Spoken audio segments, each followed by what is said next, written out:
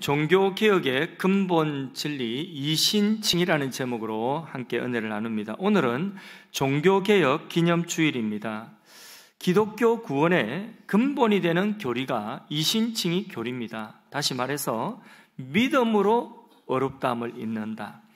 우리의 행위가 아니라 하나님이 주신 믿음으로 구원받는다는 이 진리, 이게 이신칭의의 진리인 것입니다.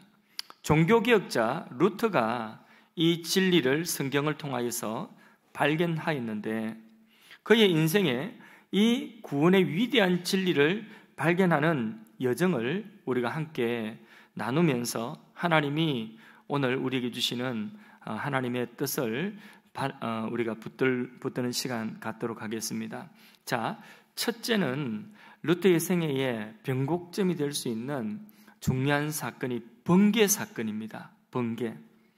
저기 사진에 나오는 저 비석이 그 루터가 경험했던 번개가 내렸던 그 들판에 독일에 그렇게 세워져, 기념비로 세워져 있는 것입니다. 마틴 루터는 가난한 농부의 아들로 태어나서 최고의 그런 독일의 법대의 학생으로서 입학하고 법관이 되는 꿈을 꾸었던 청년입니다. 루터는 친구와 함께 어느 날 들판을 걷고 있었는데 갑자기 폭우를 만났습니다. 그런데 그 폭우 가운데서 이 천둥과 번개가 때리는데, 그런데 그 같이 걷고 있던 친구가 그 자리에서 벼락을 맞아가지고 죽어버린 것입니다. 얼마나 두려웠겠습니까? 루터 시대의 사람들에게 벼락은 하나님의 진노와 심판의 상징이었습니다. 하나님, 그 시대의 관점에서 보면 하나님의 진노의 심판을 받아서 벼락을 맞아서 그 자리에서 즉사하는 친구를 보고 루터는 하나님의 진노에 대한 엄청난 두려움을 가지게 되었던 것입니다. 저도 요 옆에 컨테이너가 조그마한 컨테이너 하나 있어요. 그 컨테이너에서 이제 교회 건축하는 과정에 철야를 하고 했었는데, 어느 날 토요일 날 저녁에 철야를 하면서 밤 12시가 좀 넘었던 것 같습니다. 기도하고 있는데 갑자기 큰 비가 내리는데 한 2시간, 3시간 정도를 비가 내리는데 그 번개, 천둥이 막 치는데 번개가 바로 옆에 막 벙벙 떨어지는 것 같아요. 보통 그러나 보다 이러는데 그날은 너무나 무서운 거예요. 이 조그마한 컨테이너 안에, 그 쇠로 된 컨테이너 안에 있는데 번개가 바로 옆에 막 때리는데, 여기 때리면 내가 이거 교회에 짓다가 이게 목사가 벼락 맞아가 죽었다 이러면 이 지역에 얼마나 이게 덕이 가릴까, 이런 두려움이 막 생기는 거예요. 진짜요. 한 2-3시간 밖에 나오지도 못하고 얼마나 그때는 무서웠어요. 근데 루터는 친구가 옆에 적사해버린 거예요. 하나님의 진노의 심판이 임했다는 보는 거예요. 그러니까 루터 그 자리에서 주저앉아가지고 서원을 했습니다. 성안나여 살려주세요. 살려주신다면 수도사가 되겠습니다. 자, 성안나는 당시 광부들의 그 수호 성인이었습니다. 이걸 보면 루터가 그때까지 정확한 믿음을 가지고 있지 않았다는 거죠. 그러니까 루터도 중세의 인물이었다는 것이죠. 아무튼 이 벼락 사건은 이 한 번의 이 벼락 때문에 인생의 목표가 일순간 법관에서 뭐로 바뀌는 거죠? 수도사로 바뀌는 순간이었습니다. 이 사건은 루터의 인생에 있어서 중요한 변곡점이 되었습니다. 하나님의 섭리적인 사건이죠. 우리 지난주에 하나님 말씀을 통하여서 우리가 믿음을 가지고 하나님께 부름받은 것이 그냥 내가 믿게 되었구나, 내가 교회 나왔구나, 이게 아니라 그 이면에 보이지 않는 하나님의 위력, 힘, 역사심, 하나님의 능력이 작용하여서 우리가 하나님께 부름받아 믿음 가지게 되었다는 거죠. 루터를 봐도 이거 알 수 있는 거예요. 루터의 인생이 누가 강요한 것도 아닌데 자기 스스로 하나님 앞에 내 자신을 드린 수도사가 되겠다는 이런 서원을 하게 되는 것입니다. 자, 이렇게 하나님은 한 사람을 부르시는데 하나님이 그렇게 힘이 작용하여서 한 사람 부르시는 그런 내용이죠. 자, 이 번개 사건. 두 번째 루터 인생에 또 의미 있는 사건은 그가 첫 번째 미사를 드리는 내용이었습니다. 1507년에 이 수도원에 들어간 루터는 모범적인 수도사로서 훈련을 받았습니다.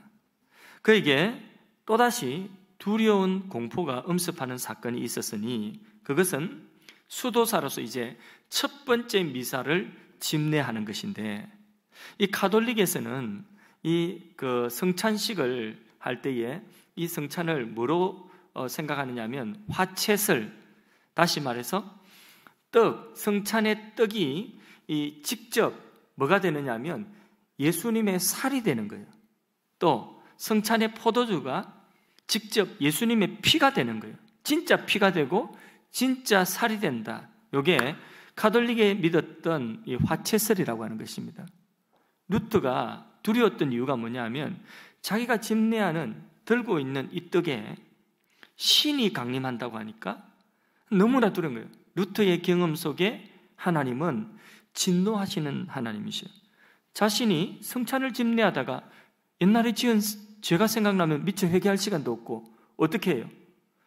너무나 두려운 것이죠. 그 미사에 이게 신이 직접 자기가 들고 있는 떡덩어리에 거기에 하나님이 임한다는 그 사실 자체가 너무나 두려워서 첫 번째 미사를 집례하며 다리가 후들거리가지고 너무나 공포 속에서 그렇게 집례를 하고 그 이후에 미사에 대한 공포가 있는 것입니다. 그래서 이 공포는 단순한 죽음에 대한 공포라기보다는 거기에 더하여서 하나님의 진노의 심판에 대한 하나님의 그 자체에 대한 두려움이었어요. 공포심이었습니다. 그래서 루터는 이 공포심을 없애기 위하여서 당시 교회가 만들어 놓은 그 여러 가지 거룩한 길이 있는데 그 거룩한 길들을 추구하기 시작했습니다.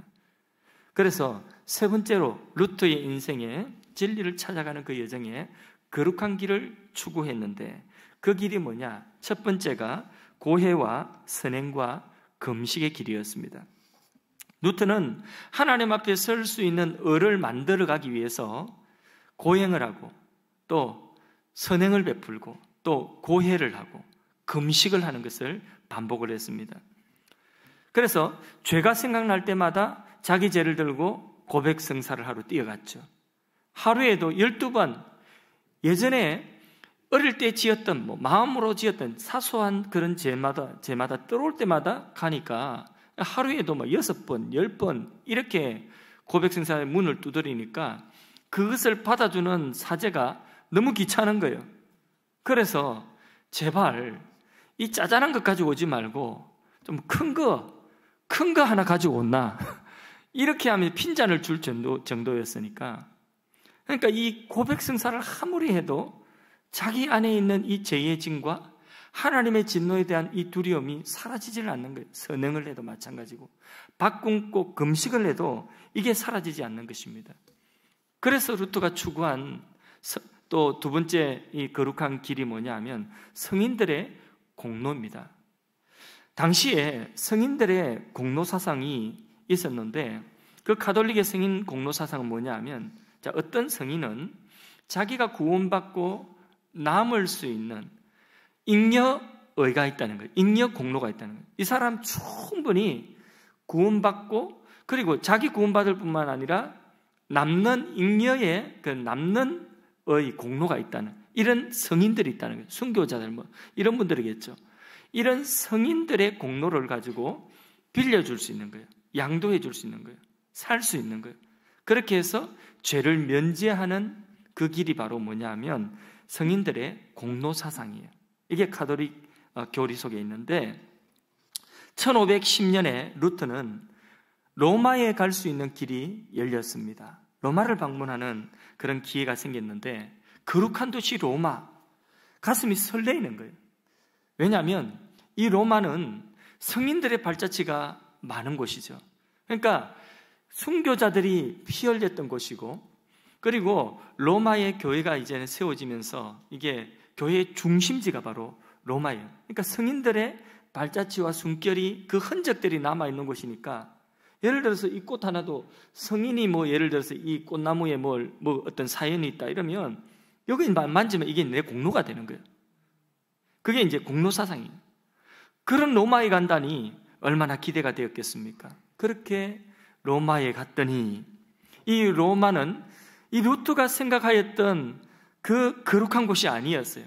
오히려 더 죄가 간영하고 더 부패한 그런 모습을 봤어요. 루트는 자기가 사제로서 이 떡을 들고, 성찬의 떡 한 덩이 들고 두려워서 하나님의 진노가 임할까 두려워서 벌벌 떠는 그런 공포심이 있었는데, 이게 로마의 사제들은 전혀 그런 마음들이 없는 거예요.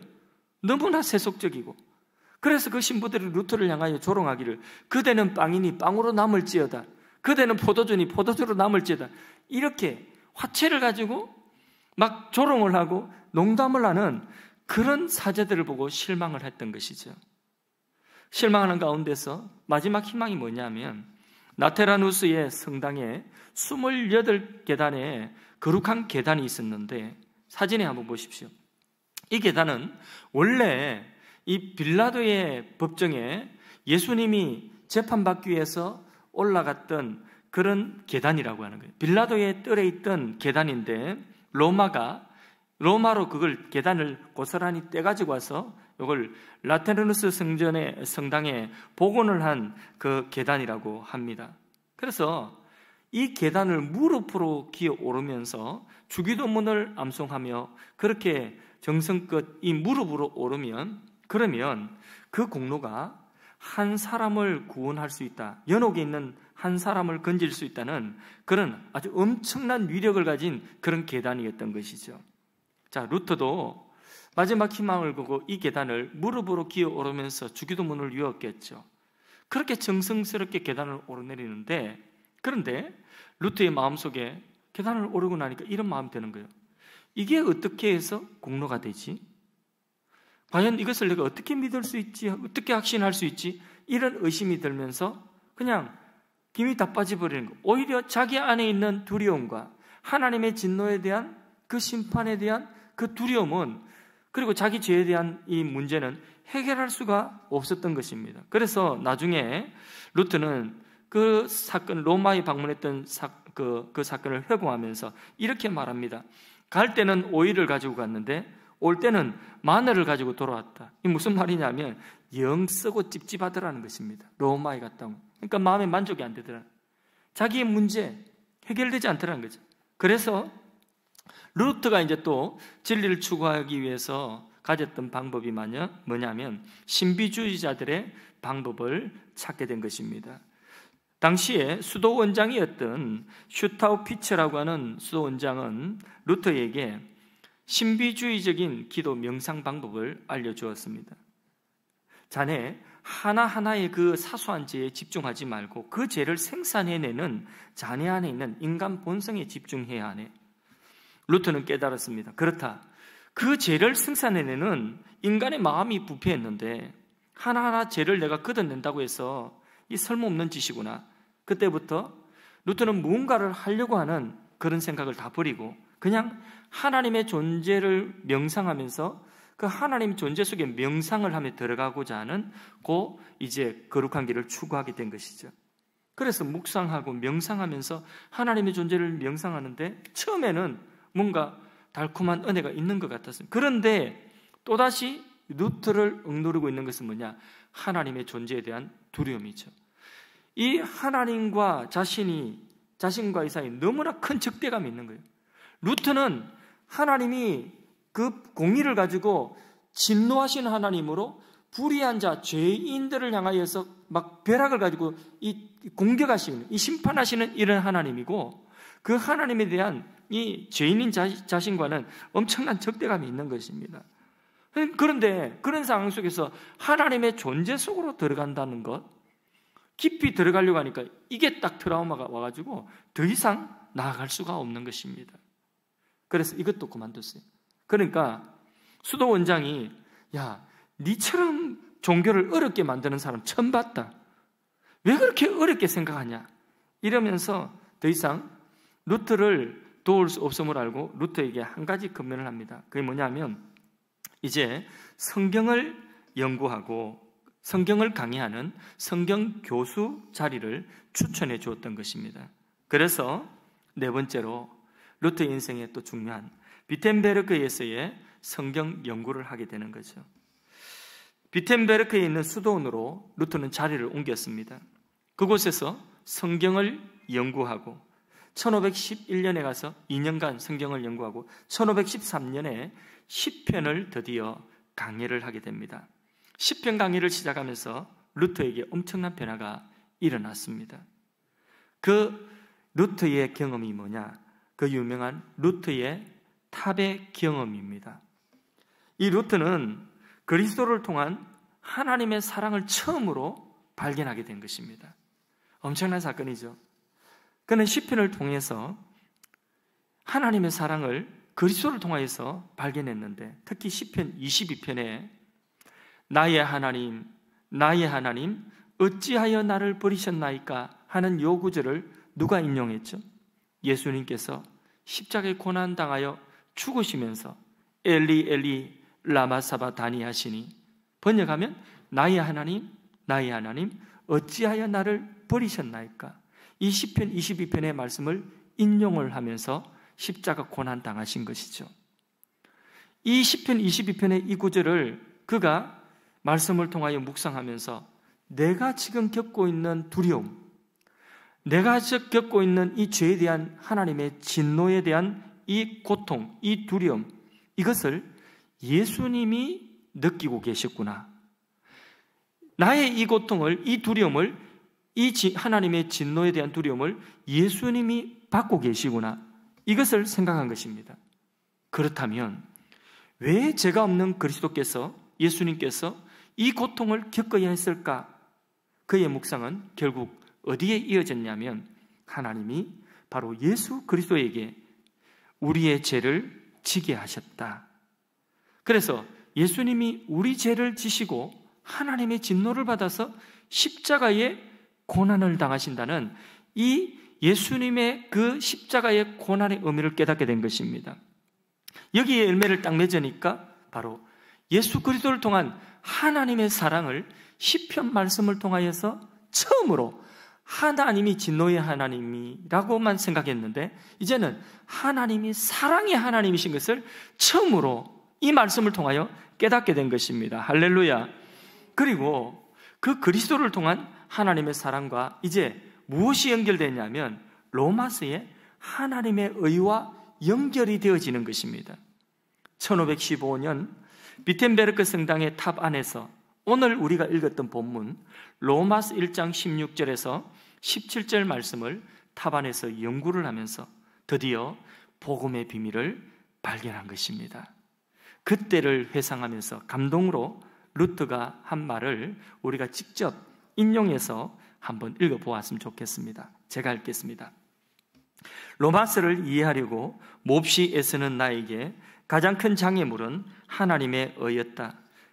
그것은 이 의라는 말을 하나님께서는 의로운 분이요 따라서 불의한 사람들을 공정하게 처벌하신다는 뜻으로 받아들이고 있었기 때문이다. 이 무슨 말이냐면 지금까지 이 하나님의 의라고 하는 것을 루터는 불의를 보고 죄를 보고는 하나님의 공의로 진노하시는 그게 하나님의 의인 줄 알았다는 거죠. 자, 그때 나의 상황으로 말하면 수도사로서는 털끝만치도 흠잡을 데 없었지만 하나님 앞에서는 여전히 마음이 괴로운 죄인이었기에 도무지 나의 공로를 가지고는 그분을 누그러뜨릴 자신이 없었다. 그러므로 나는 성난 하나님을 사랑하지 않았다는 거죠. 그분을 누그러뜨릴 자신이 없고 또 오히려 그 하나님을 정오하고 투덜댔습니다. 그러면서도 여전히 나는 바울을 붙잡고 늘어지면서 그의 말에 무슨 뜻이 담겨 있을까 계속 생각했습니다. 밤낮을 가리지 않고 곰곰이 생각하던 어느 날 나는 하나님의 의란 하나님께서 은혜와 순수한 자비를 발휘한 나머지 우리의 믿음을 보시고 우리를 죄가 없는 것으로 취급하시는 그 의라는 것을 터득했다는 거죠. 하나님의 의라고 하는 것은 우리의 믿음을 통하여서 우리는 죄인이지만은 우리는 하나님의 진노받아 마땅한 죄인이지만은 그러나 죄가 없는 자로 우리를 여겨주시는 그게 하나님의 의라는 것을 깨달았다는 거죠. 그 순간 나는 새로 태어나서 활짝 열린 문을 통해 낙원에 이른 기분이었다. 성경 전체가 새로운 의미를 지녔습니다. 그때부터는 성경이 새롭게 보이는 것입니다. 전에는 하나님의 의 때문에 내 속은 정오로 가득 차 있었지만은 이제는 그것이 말할 수 없이 소중하게 되었고, 이전에는 하나님의 의 때문에 두려워서 견딜 수가 없었는데 이제는 그 하나님의 의 때문에 그것이 내게 너무나 소중하고, 그래서 그 의 때문에 더 큰 사랑을 불러일으켰다는 것입니다. 바울 서신의 이 대목이 나에게는 하늘로 통하는 하나의 문이었다. 문. 이 사실을 로마서 1장 16절에 17절에 이 하나님의 의를 깨닫는 순간 그것이 바로 천국으로 통하는 문이었다는 것입니다. 바울에게 있어서. 여러분, 우리는 하나님의 사랑과 하나님의 의로부터 무엇을 발견하였습니까?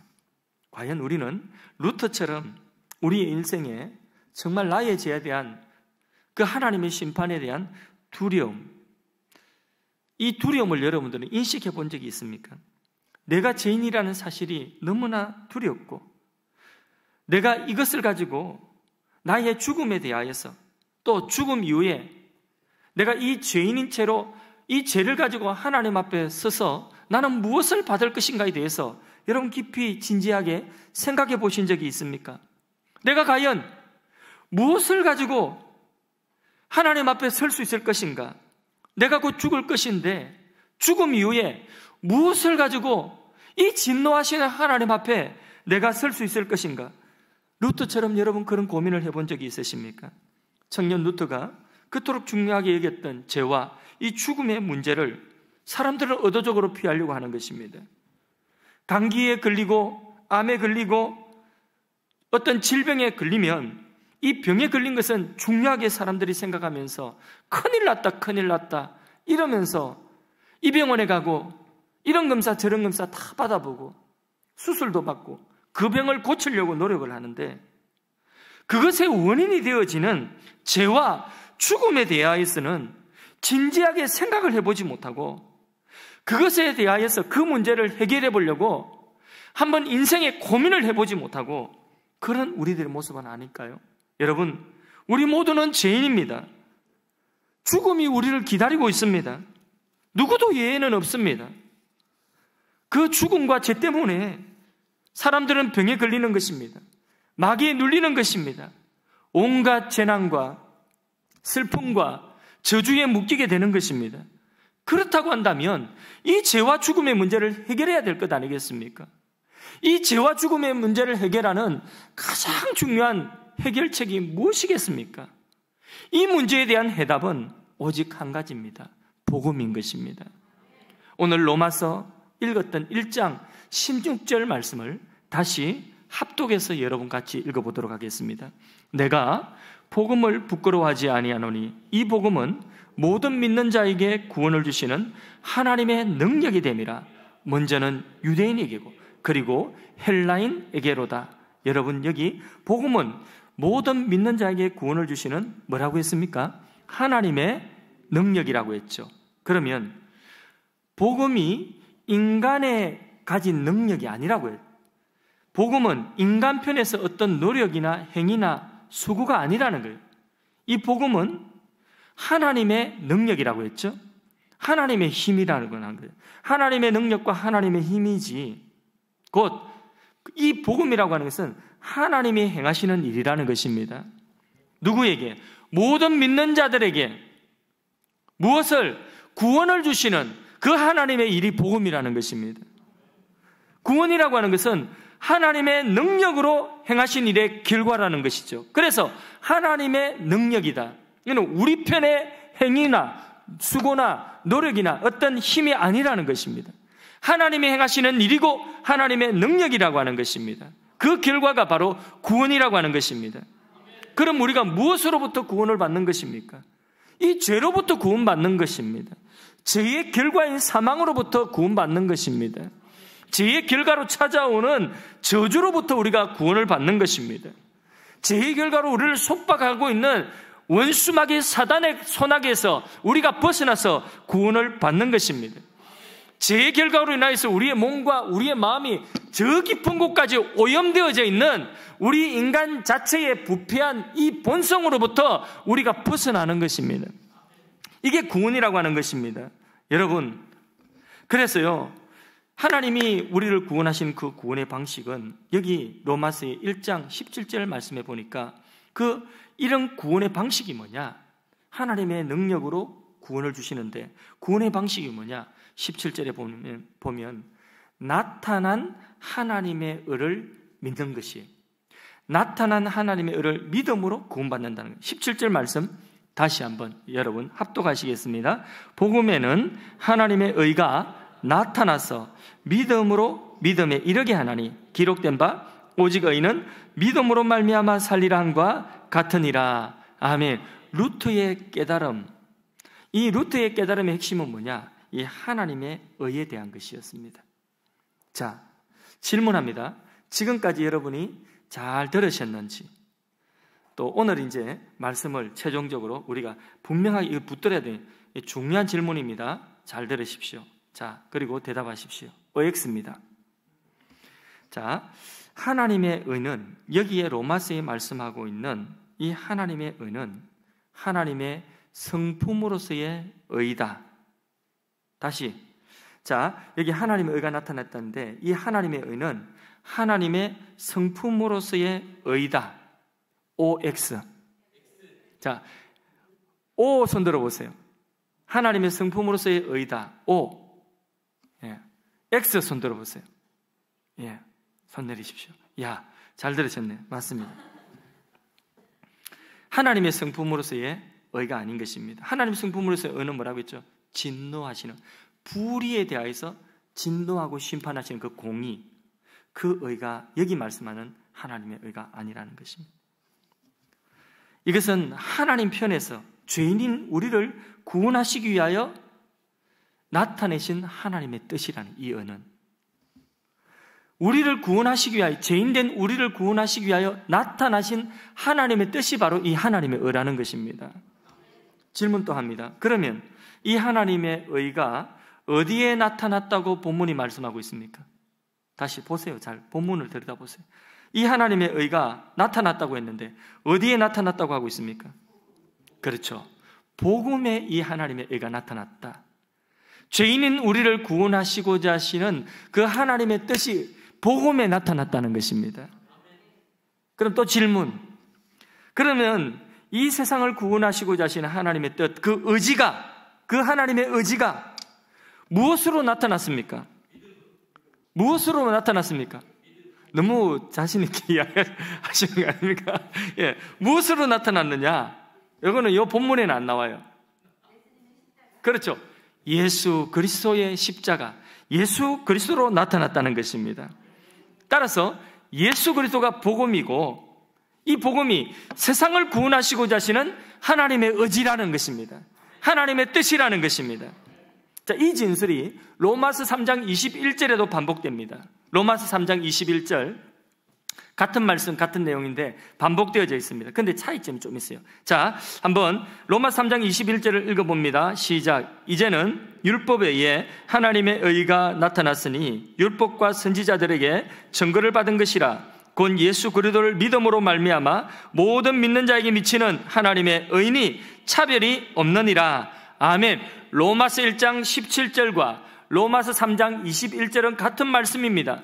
같은 내용입니다. 그런데 단어의 차이가 있습니다. 자, 그 차이가 뭡니까? 하나님의 의가 나타났다는 것은 똑같죠. 1장 17절이나 3장 21절이나 하나님의 의가 나타났다는 것은 같습니다. 그런데 어디에 나타났다고 말씀하고 있습니까? 로마서 1장 17절에는 하나님의 의가 어디에 나타났다고 했습니까? 복음에 나타났. 3장 21절에는 어디에 나타났다고 했습니까? 예수 그리스도에게 나타났다고 했죠. 그죠? 그러니까 예수 그리스도는 곧 뭐라고요? 복음이라는 뜻입니다. 이해가 되시면 아멘 합시다.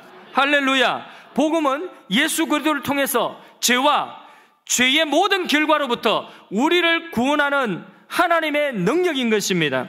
그것은 예수 그리스도에게 모든 죄의 결과를 지우시고, 죄의 모든 저주를 지우시고, 죄로 인한 우리의 모든 오염을 그분에게 다 지우시고, 죄의 책임을 그분에게 다 지우시고, 죄로 통하여서 붙잡고 있는 모든 저주와 모든 세력을 그분에게 다 지우시고, 그리고 십자가에 못 박고 우리를 대신 건져주신 것입니다. 그 예수 그리스도에 나타난 하나님의 의를 그저 우리가 이제는 믿음으로 받으면 그 사람을 하나님이 어떻게 여기신다고요? 어렵다고 여기신다는 것입니다. 이것이 이신칭의의 진리인 것입니다. 이것을 이해하는 것이 기독교 신앙의 근본 중의 근본입니다. 알맹이 중에 알맹이인 것입니다. 이 동그란 원이 있는데 그 중심점이 있다면 그 중심점 중에서도 최고의 중심점이 뭐냐? 바로 이 진리인 것입니다. 교회가 서고 교회가 넘어지는 근본 진리가 여기에 있는 것입니다. 이것이 왜 중요하냐? 17절 말씀에 보면 믿음에서 어디로 이른다고요? 또 다른 다음에 믿음으로 이르고 오직 의인은 하나님 앞에 설 수 있는 사람은 하나님 앞에 설 수 있는 그 사람은 바로 의인인데 의인이 설 수 있잖아요. 하나님 앞에 설 수 있는 이 의인은 오직 뭘로 산다고요? 믿음으로 산다는 것입니다. 이 말은 기독교 신앙은 처음도 이 이신칭의의 믿음으로 시작하고 신앙의 과정도 이 믿음으로 과정을 가지고 마지막 요단강을 건너서 우리가 죽음을 건너갈 때에도 이 믿음을 가지고 죽음을 건너가서 하나님 앞에 선다는 것입니다. 죄인은 아무 공로가 없어요. 아무 공로 없는 우리가 죄인으로서 구원을 받아서 계속해서 우리가 살아가는 모든 신앙생활이 하나님, 내가 하나님 앞에 설 수 있는 공로는 없습니다. 그걸 인정하며 살아간다는 것입니다. 그게 믿음에서 믿음으로 나아가는 것입니다. 하나님의 의를 믿는 믿음으로 우리가 살아가는 그게 바로 그리스도인이라는 것입니다. 믿음은 자신 안에 있는 자기 공로를 인정하지 않는 그것입니다. 그래서 자기 자랑이 있어요, 없어요? 없어요. 자랑할 것은 복음, 자랑할 것은 예수 그리스도, 그분의 공로만을 우리는 자랑하는 것입니다. 이게 바로 이신칭의 진리인 것입니다. 로마서에는 그리스도를 통해서 드러낸 하나님의 의를 이해하지 못하는 두 부류의 사람들이 있었습니다. 첫 번째 부류의 사람은 불의한 사람들이었습니다. 이 사람은 하나님이 없다, 하나님 앞에 서지 않으려고 하는 사람들, 하나님의 영광을 무시하고 하나님을 영화롭게도 하지 않고 감사치도 아니하며 하나님 없이 살아가려고 하는 사람들, 이 사람 불의한 사람들, 로마서에 이 사람을 뭐라고 하느냐? 뭐라고 할까? 이방인들이라고 하는. 오늘 본문 1장 16절에는 헬라인, 이방인들이에요. 또 한 부류의 사람이 있습니다. 그 사람은 자기 의를 자랑하는 사람, 자기 공로를 자랑하는 사람이에요. 하나님 앞에 자신의 노력과 행위와 자신의 열심으로 서려고 하는 사람, 이 사람들은 누구를 말하는 것일까요? 유대인을 말하는 것이죠. 성경은 유대인이든 헬라인, 이방인이든 이 모든 사람들이 다 죄인이라는 것입니다. 그래서 하나님이 그러면 요구하는 사람은 어떤 사람일까요? 하나님이 요구하시는 사람은 어떤 사람일까요? 여러분 대답해 보십시오. 말씀을 다 들었으니 어떤 사람일까요? 맞습니다. 예, 복음, 예수 그리스도를 통해서 나타난 하나님의 의를 의지하는 사람, 이 사람을 하나님은 찾고 계시고 이 사람을 하나님은 요구하고 계신 것입니다. 이 사람만이 하나님 앞에 설 수 있는 것입니다. 우리 주 예수 그리스도와 십자가 외에는 결코 자랑할 것이 없다고 하는 이 사람을 하나님은 오늘 우리에게 요구하고 계시는 것입니다. 말씀을 맺습니다. 결론 두 가지입니다. 첫 번째 결론, 루트의 담대함입니다. 루트는 이 로마서 1장 16절 17절 오늘 읽은 이 본문의 말씀을 깨닫고 나서, 이 이신칭의 진리를 깨닫고 나서 1517년 10월 31일 바로 오늘이죠. 종교개혁 기념주일이죠. 바로 루트가 95개 조의 논제를 가지고 비텐베르크 성문에다가 이 대자보를 붙였습니다. 이 사건이 독일 전체를 뒤집어 엎었습니다. 루트는 그 소용돌이 속에서 본인이 의도하지 않았던 엄청난 소용돌이가 일어나서 종교개혁의 그 핵심으로 들어가게 되었고 결국은 종교개혁을 이끌게 되었던 것입니다. 오직 은혜, 오직 믿음, 오직 성경이라고 하는 원리를 교회를 향하여, 당시 중세 교회를 향하여 엄청난 권력을 향하여 이 말씀을 적용을 시켜버린 것입니다. 발칵 뒤집혀 버렸어요. 이 일로 인해서 루트는 1521년 보름스 의회에 소환되었습니다. 카를 대제 황제가 있는 자리에 그 무시무시한 권력, 그 교회와 세속 권력이 있는 그 자리에, 거기서 말 한마디 잘못하면 죽는 거예요.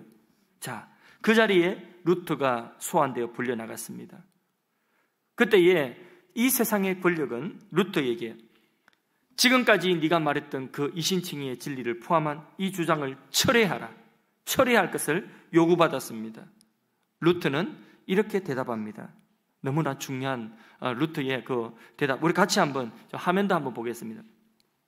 나의 양심은 하나님의 말씀에 사로잡힌 바 되었습니다. 나는 철회할 수도 없으며 철회하지도 않을 것입니다. 왜냐하면 자기 양심에 불복하는 것은 옳은 것도 안전한 일도 아니기 때문입니다. 그 뒤에 아주 유명한 말씀이 나옵니다. 나는 여기에 서 있습니다. Here I stand. 나는 여기에 서 있습니다. 나는 달리 어찌할 도리가 없습니다. 하나님이여, 이 몸을 도우소서. 그리고 살든지 죽든지 이제는 하나님께 맡깁니다 하고 자신의 주장을 철회하지 않고 이 진리의 말씀을 그대로 고수했던 거죠. 하나님, 내가 여기 서 있습니다. 이 말은 하나님, 내가 이제 죽어도 나는 여한이 없습니다. 죽어도 괜찮습니다. 나는 이 진리를 붙들고 그리스도 복음 안에 서 있습니다. 나는 이제 하나님이 내게 주신 그 의로 하나님 앞에 설 수 있습니다. 그 말이에요. 내가 이 자리에 서 있습니다. Here I stand. 자, 두 번째로 바울의 선언, 오늘 본문 로마서 1장 16절에서 17절 말씀 결론입니다. 내가 복음을 부끄러워하지 아니하노니, 내가 복음을 부끄러워하지 않으니, 이 말씀 복음을 자랑한다는 이야기죠. 복음을 언제 어디서든지 내세울 수 있다고 말할 수 있는 것입니다. 어디 앞에서도, 죽음 앞에서도, 어떤 세상의 권력 앞에서도, 어떤 누구 앞에서도 나는 복음을 부끄러워하지 않고 복음 대신 예수님을 자랑할 수 있다는 것입니다. 왜냐하면 이 복음, 예수님이 나를 구원하셨기 때문에 죽음 앞에서도 우리를 당당하게 하나님 앞에 세우는 하나님의 의가 여기 있기 때문에 복음은 가장 영광스러운 것이고, 복음은 내가 아는 지식 중에서 가장 고상한 최고의 지식이고, 내가 경험한 것 가운데서 최고의 경험이고, 내가 선택한 선택 중에서 최고의 탁월한 선택이기 때문에 이 복음을 깨달은 사람은 루터처럼 세상 권세와 죽음 앞에서도 담대하게 말할 수 있는 것입니다. 주여, 내가 여기 서 있습니다. 나는 두렵지 않습니다. 그렇다면 마지막 질문을 하겠습니다. 여러분은 지금 어디에 서 계십니까? 어디에 서 계십니까? 대답하십시오. 여기에 서 있는 거 맞죠? 그런데 여기에 우리 각자의 형편은 다 다릅니다. 우리의 상황은, 어떤 사람은 임종을 앞에 있는 분도 있습니다. 어떤 분은 중환병 중에 있는 분도 있습니다. 어떤 분은 사업이 무너진 자리에 있습니다. 우리가 서 있는 형편은 지금 다 다릅니다. 이 세상 가운데 우리가 서 있는 형편은 다 다릅니다. 그런데 우리는 어디에 서 있습니까? Here I stand. 이 말은 무슨 뜻입니까? 내가 지금 그리스도 안에 있습니다. 복음 안에 있습니다. 내가 서 있는 자리는 예수 그리스도 안에 있습니다. 하나님의 의를 입고 서 있습니다. 믿으십니까? 그러므로 여러분이 지금 어떤 상황에 있다 할지라도 하나님 앞에 지금 설 수 있는 그 의를 가지고 있고, 그리고 지금 여러분들이 그리스도 안에 있습니다. 담대하십시오. 두려워하지 마십시오. 죽음 앞에서도 두려워하지 마십시오. 여러분 무엇을 자랑하고 있습니까? 우리에게 나타난 의, 하나님의 의지, 우리를 구원하시고자 하시는 하나님의 의지, 예수 그리스도, 복음 대신 예수님만을 자랑할 수 있기를 바랍니다. 이 예수님을 여러분 부끄러워하지 마십시오. 어디 쓰든지 자랑할 수 있는 믿음의 사람이 되기를 주의 이름으로 축복합니다. 우리 찬송 한 장 하겠습니다. 찬송가 563장인데요. 이 찬송, 루터는 복음을 깨닫기 전에 하나님을 두려운 하나님, 진노하시는 하나님으로 여겼습니다. 그러나 성경을 보니까 하나님이 나를 사랑하신다는 거예요. 우리 찬양 가사 생각하면서 찬양 부르겠습니다.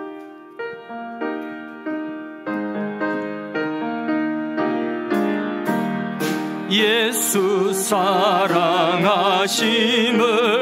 성경에서 배웠네. 우리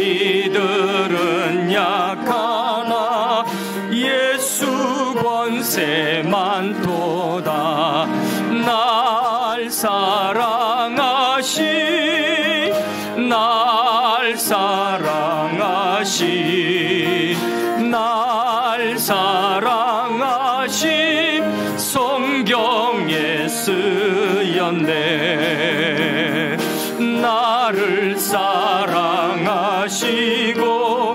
나의 죄를 다 씻어 하늘 문을 여시고 들어가게 하시네. 날 사랑하신 날 사랑하신 날 사랑하신 성경에 쓰였네. 아멘. 내가 연약할수록 더욱이 여기사 높은 보좌 위에서 낮은 나를 보시네. 날 사랑하신 날 사랑하신 날 사랑하신 성경에 쓰였네. 세상 사는 동안에 나와 함께 하시고 세상 떠나가는 날 천국 가게 하소서. 날 사랑하신 날 사랑하신 날 사랑하신 성경에 쓰였네. 아멘. 여러분 함께 말씀을 적용하며 기도하시기 원합니다. 복음을 우리가 알기 전에는 루터처럼 죄와 심판과 죽음 두려워할 수밖에 없고 또 두려워해야 됩니다. 우리가 성경을 보다가 하나님의 사랑을 발견했습니다. 그 사랑 안에서 우리는 담대할 수 있습니다. 방금 부른 찬송처럼 하나님은 성경에 우리를 사랑하신다고 약속하고 계십니다. 내가 연약할수록 더욱더 귀하게 여기시는 하나님의 사랑이랍니다. 여러분 지금 어디에 서 계십니까? 매우 중요한 질문입니다. 루터처럼 하나님, 나는 지금 여기에 서 있습니다. 그리스도 안에 서 있습니다. 우리가 고백할 수 있기 바라고요. 바울처럼 내가 복음을 부끄러워하지 아니하는 것은 이 복음이 사람을 구원하는 하나님의 능력이 되기 때문에 나는 이 복음을 부끄러워하지 않고 언제 어디서든지 자랑하며 살기를 원합니다. 복음 알지 못하는 가족, 친지, 이웃들에게도 이 구원의 길로 여러분들이 복음을 전하여 인도할 수 있기를 원합니다. 우리 함께 이 말씀 붙들고 각자의 삶에 적용하면서 내가 지금 어디에 서 있는지 고백하십시오. 내가 복음을 부끄러워하지 않고 자랑하겠노라고 고백하십시오. 우리 함께 다 같이 기도하겠습니다.